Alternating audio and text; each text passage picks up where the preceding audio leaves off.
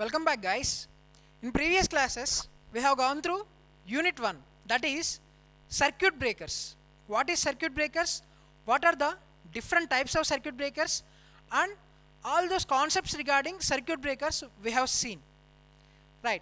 So, from this session, I am discussing with Unit 2, that is electromagnetic relays and its classifications. What are the different types of relays we are having? Right. So, in this we will first learn about what are the different classifications of relays. After this we will go through each one of them. That means the relay has classified into many types, right? In next slides we will discuss what are the classifications of relay. Before going to classification, we need to learn about what is relay and what is the necessity of relay in protection system. So those we will discuss first. Later we will go through each one of the type of relay, right? So this is the contents that we are going to discuss in Unit 2. Unit 2 indicates electromagnetic protection. Electromagnetic protection, right? Now in this lecture we will discuss about what is relay and what are the classification of relays. So these are the lecture contents that I am going to deliver in this session. Now let us come to relay. What is relay? So in previous classes we have seen circuit breakers. Before going to discussing circuit breakers, I have given a clear analysis of what is the layout of power system protection. What is the layout of power system protection? So in that to operate a circuit breaker we have to use relays. To operate a circuit breaker, the relay is necessary. Now let us go to each one of these application. A protective relay acts like a brain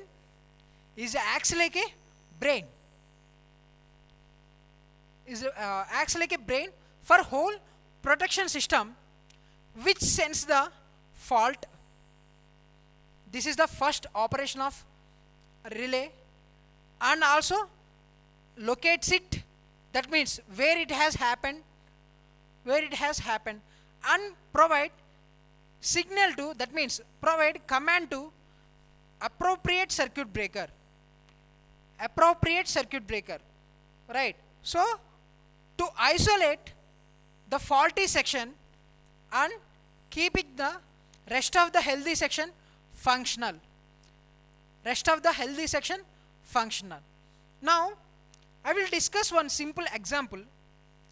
Let us take a simple two-bus power system network. This is bus 1. Let it be generator bus. Okay, so here some of the loads are there, which may be generator system loads, and this is the transmission line. So to give a transmission line we have a circuit breaker as well as relay.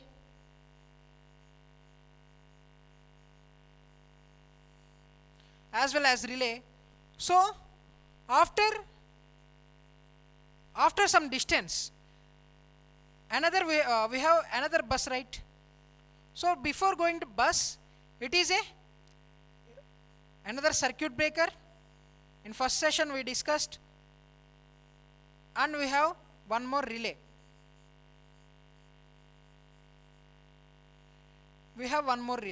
So this is bus 2.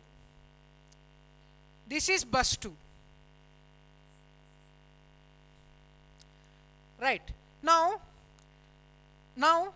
let us discuss, for example, there is a fault occurs here. There is a fault occurs, that is single line to ground fault in a transmission network. As I have discussed, this is transmission network. In a transmission network, there is a fault occurs here. Because of this fault, this relays, this is relay 1 for circuit breaker 1, this is relay 2 for circuit breaker 2. Let it be the examples. Okay, now based on the fault occurs, based on the location of fault occurs, these relays will be sense this fault. For example, if this fault occurs nearer to the relay 1, now the relay 1 will be operates and open circuit the circuit breaker 1 first. Open circuit the circuit breaker 1 first. Later, after some delay, the relay 2 is also operates and open circuit the circuit breaker 2. And open circuit the circuit breaker 2. Hence, by isolating this transmission line because of this line to ground fault, the faulty section will be isolated. That means this entire network will be the faulty network now.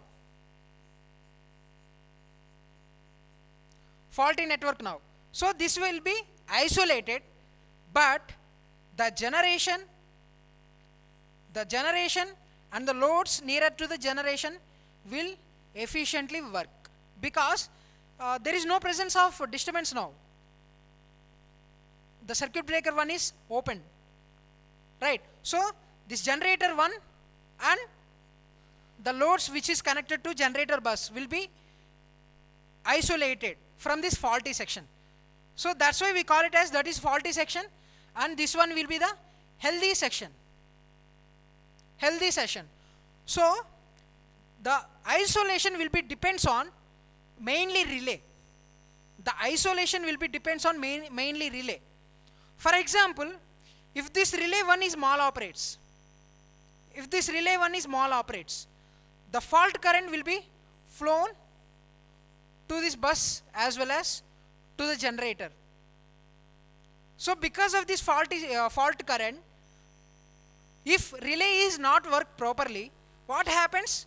The generator as well as the loads which are connected to generator bus will get damaged. So that's why the relay is the brain of a whole system. It is the brain of whole system. If this damage, the entire system will be get damaged. Right. Now, I'm discussing again, what are the operations of relay is, it will sense the fault and locates the fault. We have seen, based on the location of fault, the relays will operates and sends command signal to appropriate circuit breakers. So by sending signal, the circuit breaker will be isolate the faulty section from healthy section. So this is the function of relay. This is the main function of relay. Now the next one is, it detects the abnormal conditions on a power system by continuously observing the power system quantities, whatever it may be, current, voltage, whatever it may be. So these will be, obviously, whenever there is a fault occurs, during normal condition, during abnormal condition, there is a difference between these quantities. There may be current, the quantity may current or voltage or phase angle between the current and voltage. That means indirectly it is giving direction of current flow or frequency. So these are the quantities to be monitoring. Right. Now, the relay detects the abnormal conditions on a power system network by continuously monitoring electrical quantities which are of current, voltage, phase angle, or frequency, whatever it may be the. Right. And which there is a difference between normal condition and abnormality. It will sense the abnormality and provide signal to circuit breaker. So that is the operation of relays. Now, protective relay utilize one or more quantities to detect abnormal conditions in power system network. There may be the one quantity required. For example, for overcurrent, the current itself is required. For over voltage abnormality, the voltage quantity is required. But in case of phase angle or direction quantity, to get the phase angle we need two quantities. One is voltage as well as current. Right. So these two are required. So that is independent. So protective relays utilize one or more of these quantities to detect abnormal conditions on power system. Now let us come to the typical layout of power system network. Now we have seen circuit breaker. The analysis of circuit breaker we have done in unit 1. Now in this unit we are just focusing on relay. So how the relay operates? By observing or by monitoring the quantities of power system network. For example, let us take current. Current is sensed by using the CTs, current transformer. For example, the system having high currents, the relay will not operate at high currents. It will be in the range of 5 amperes or 110 voltage itself. So in this unit we are focusing on operation of relay.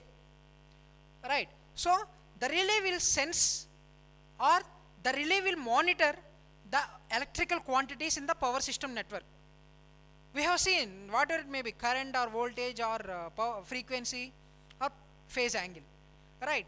So for to detect this, to detect the current, we have CT. We need to have a CT. Why this CT means?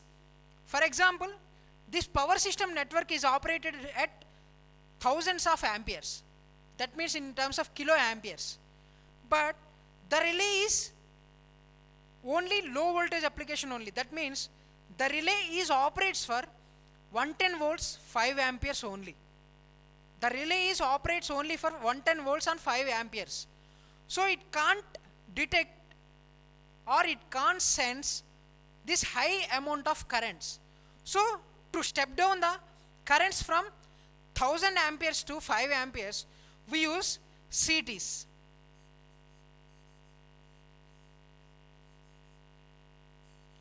Let it may be the X kilo amperes to 5 amperes CT. Similarly, we have PTs, potential transformers or voltage transformers, whatever it may be used. So this will step down the voltage.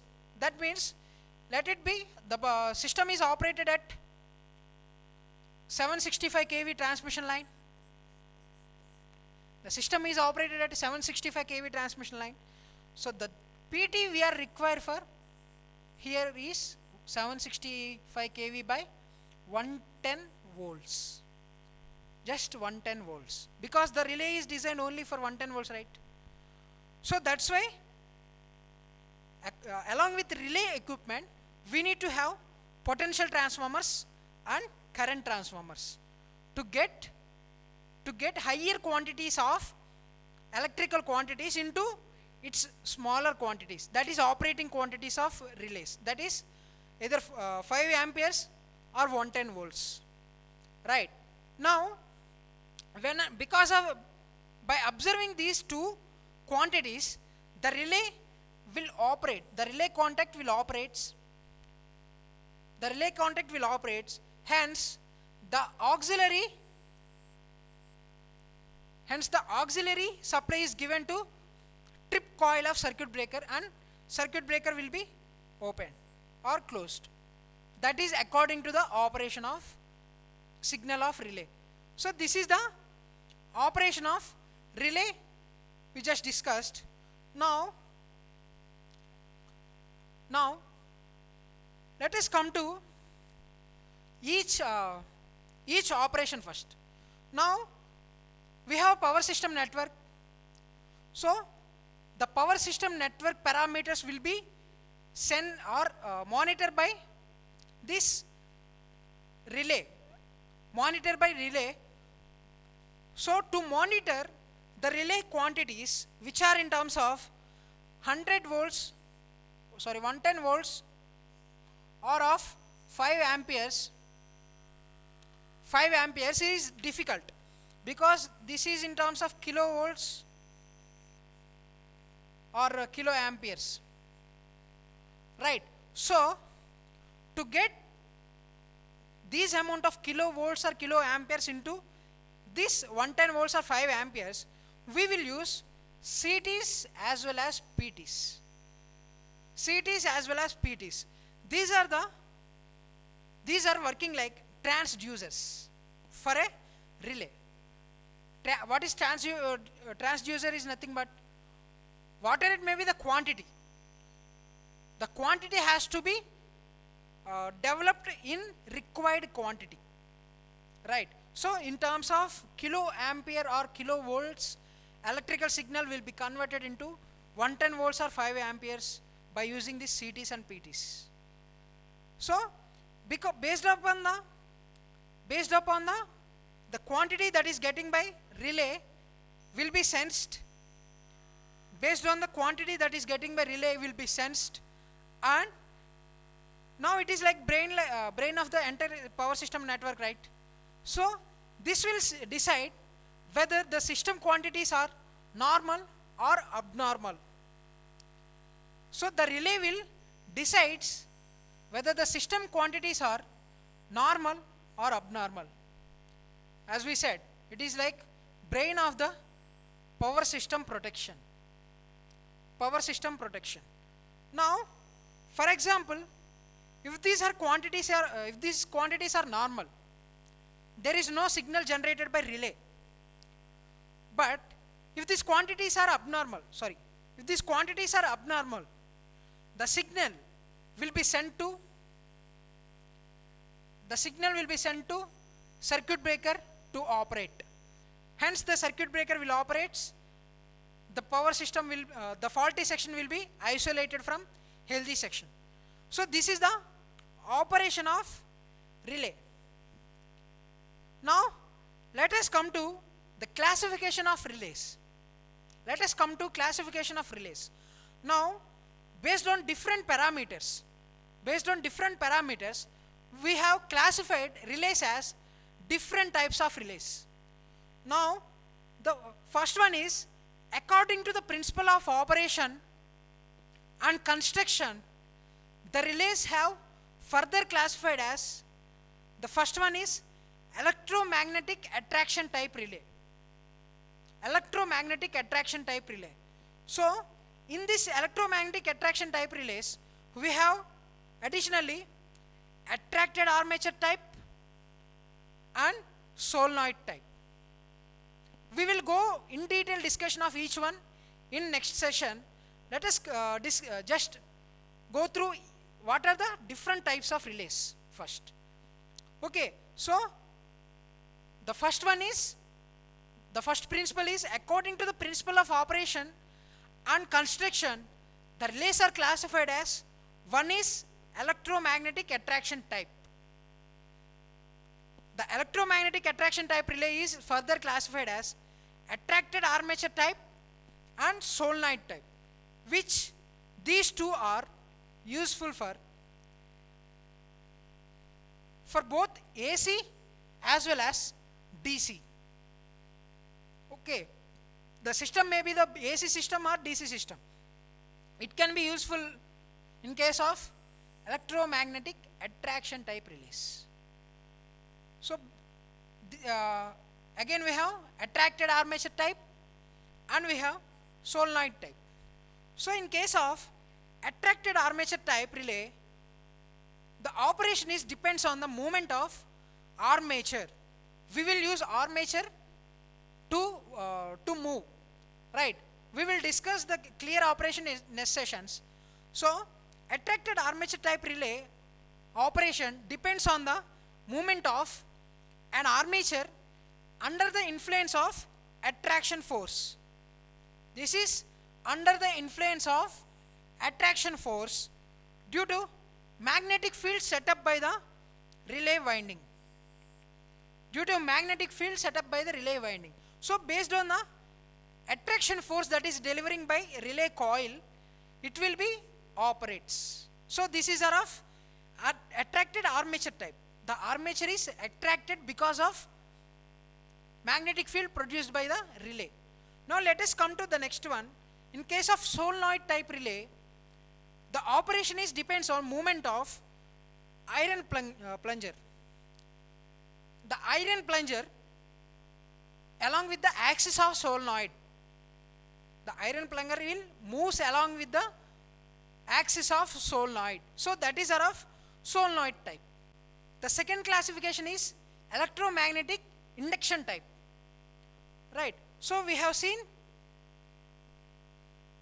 studied induction principle in case of transformers or induction machines.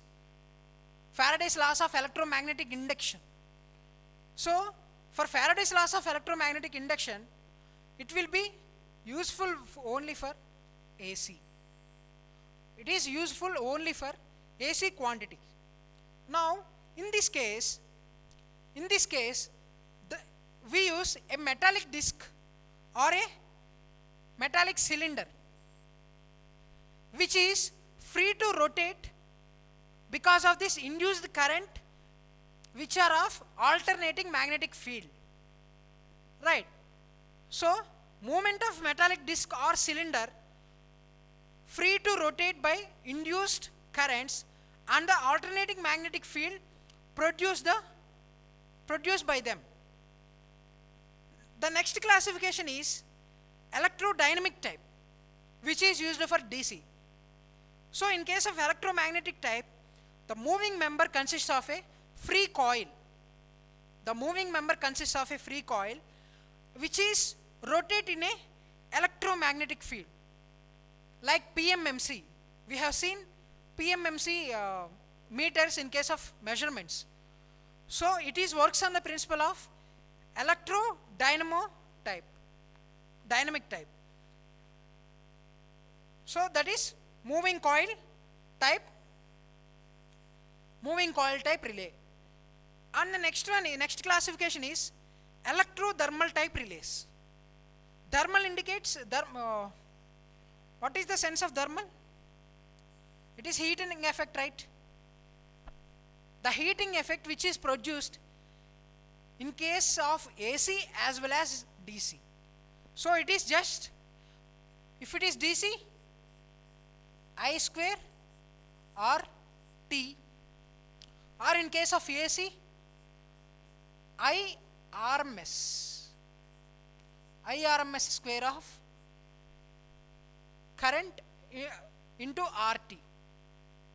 So it will be same because of we are using heating effect, right? So it can be useful for AC as well as DC. The relay movement depends on the action of heat produced by the current flowing through element of relay, right? And the next one is static relays. Static relays are working based on transistors and amplifiers. The signals which are given by transistors and amplifiers, the static relays will work. And the next one is digital relays. Recent days, the microprocessor based digital relays has been developed instead of going for old electromechanical type, right? So these are the classification of relays based on construction of relays, right? Now the next classification is according to the applications, according to for what application we are using which relay. So that is, first one is over voltage or over current or over power relays. Okay, and the next one is under voltage or under current or under power relays. So based on the application, that means, for example, we need to sense a over current which is flowing into the generator or any machine, right? We use over current or over voltage or over power relays, right? So, and the next application is directional or reverse current relays. For example, let us take a generator. So in case of generator, that means synchronous generator, both active powers as well as reactive powers, which is delivered by the generator, and for example, if any abnormality occurs at generator, okay, so they because of, for example, let us take a loss of excitation, we will provide excitation, right?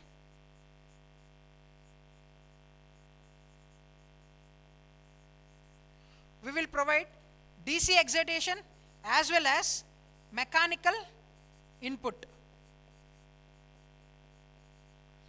So for example, let us take the mechanical input has failed. Now this is a long power system network. Now the generator will not able to generate active power. The generator will not able to deliver power. Now in this case, what happens? It will consume the supply from transmission network. In this case what happens? So if I don't want to accept this power, because if this power is consumed by the generator will act as motor. The generator acts as synchronous motor. That means the additional load is acted in a transmission network. But I don't want this effect. So for this case, I will place a directional relay here.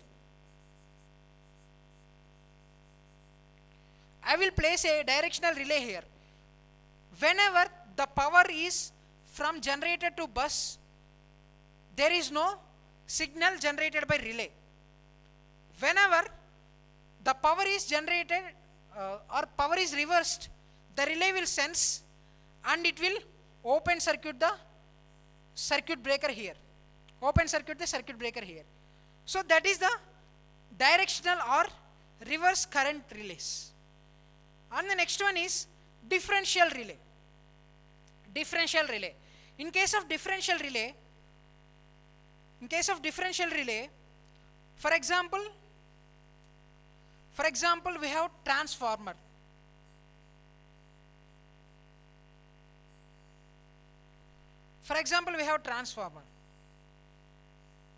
Let it be isolation transformer. For isolation transformer, this I1 is equal to I2, right? In case of isolation transformer, for simplicity's sake, I have taken isolation transformer. Whatever it may be, we can use a step up transformer or step down transformer, right? So according to the quantities, the relay will operate. For time being, I have taken isolation transformer, which has 1:1 turns ratio or transformation ratio. Now, for this isolation transformer, I1 and I2 is same. Now, in case of directional relay, how the directional relay will act like, for example, In case of isolation transformer only, the I2 for any abnormality, if I2 is not equal to I1, hence it is abnormality, right? So by sensing these two quantities, we can judge there is a abnormality occurs. So for that we have a differential relay. So this is relay, this is CT1, it will take signal from CT1, and this is CT2, current transformer 2. So it will also get signal from CT2. If these two signals are inappropriate or it is differentiate from normal condition, the relay will operate and send signal to circuit breaker, which is here. Right. So this is the differential relay. Now some phase or magnitude difference we have seen, I1 and I2. Whatever it may be, there may be a magnitude difference or phase difference. Some phase or magnitude difference between two or more electrical quantities will be taken, will be compared, and the differential relay works. And the next one is distance relay. While discussing the operation of relay, I said one thing, based on the location of fault occurs. Based on the location of fault occurs, the relay will operate. For example, this is, let us take two bus system, same, circuit breaker 1, relay 1, circuit breaker 1. So after a long distance, we have another equipment, that is circuit breaker 2 and relay 2. So based on the location of fault occurs, if this fault occurs nearer to relay 1, the relay 1 has to be operated. Or if this fault occurs near to relay 2 has to be operated. So during these conditions, we use distance relays.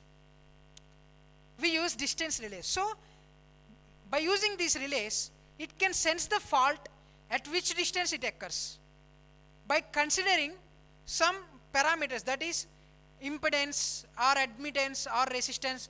By using these parameters, the distance relay will be work. Right. So the third type of classification of relay is according to the timing of characteristics.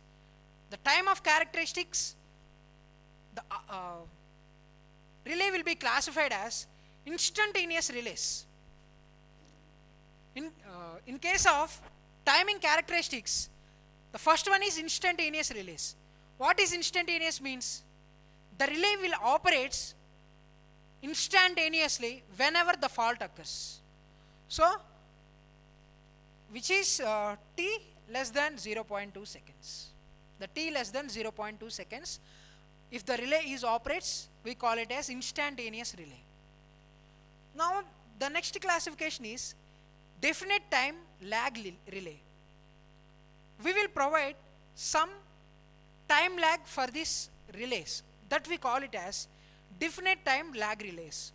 So operating time is, in this case, operating time is independent on magnitude of quantity causing for operation. Right. So whatever it may be the quantity that it has sensed, by having some time delay only it will operate. That means time lag. And the next one is inverse time lag relays. That is, the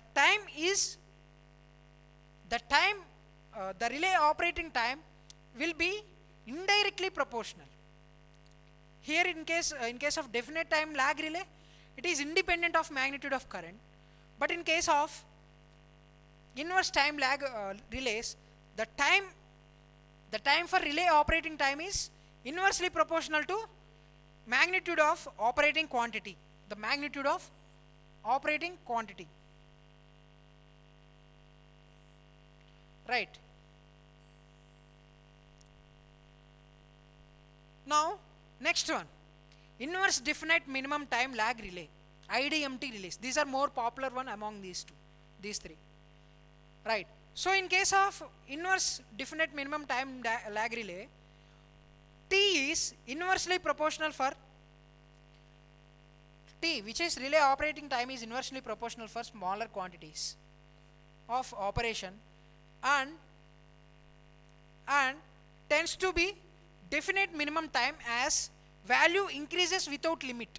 Value increases without limit, right? So this is about indefinite time minimum time lag relay, that is IDMT relay. So we will discuss all these things in clear in further sessions. For time being, I have given only differentiation, that means classification of relays only. Now, according to the connection of sensing element, the relay has classified as primary relays. Primary relays. For example, the sensing elements are, if the sensing elements are directly connected to the circuit, to be protected, we call it as primary relays. In case of low voltage applications only, we will use primary relays. And the second case, secondary relays. Measuring elements are connected to the circuit. They protect through instrument transformers by using CTs and PTs. So we have discussed. This is used for high voltage transmissions, right? So during low voltage applications, the relay itself is enough to sense the fault currents, right? But in case of high voltage applications, because of having high voltage and high current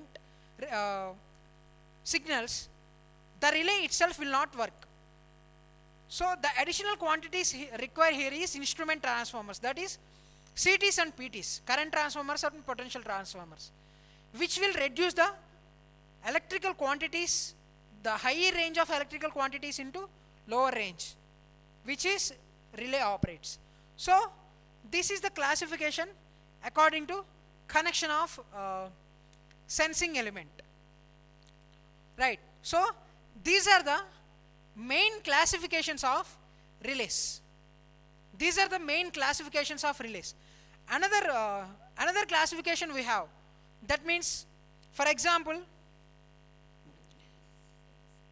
the fifth case of classification is it is based on closing or opening operation. For example, in case of short circuit conditions, to isolate the fault, the relay will be in closed position first, after it will be open position. So that's mean it is normally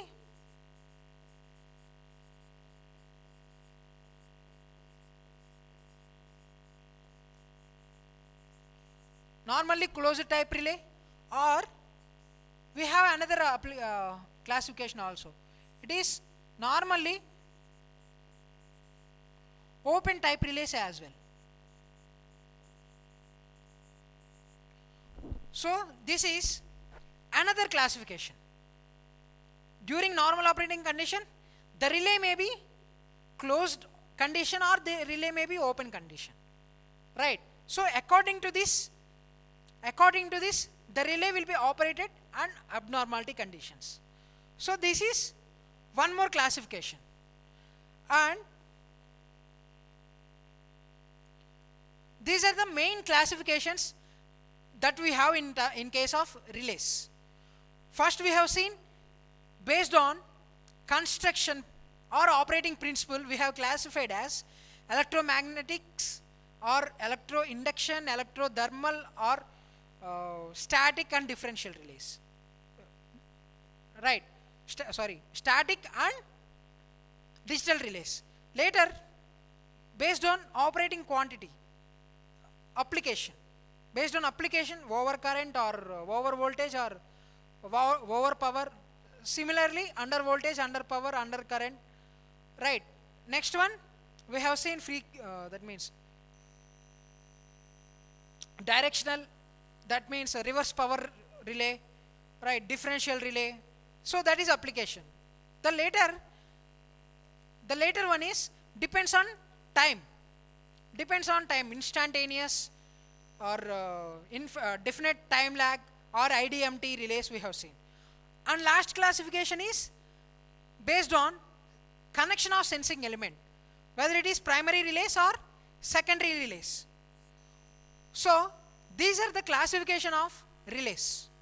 Now from next sessions we will go in detail about each relay, what is electromagnetic relay and what is electro induction relays and what is thermal relays, as well as static relays and numerical relays. Numerical relays in the sense digital relays itself, right? So we will discuss in next class. Thank you for watching.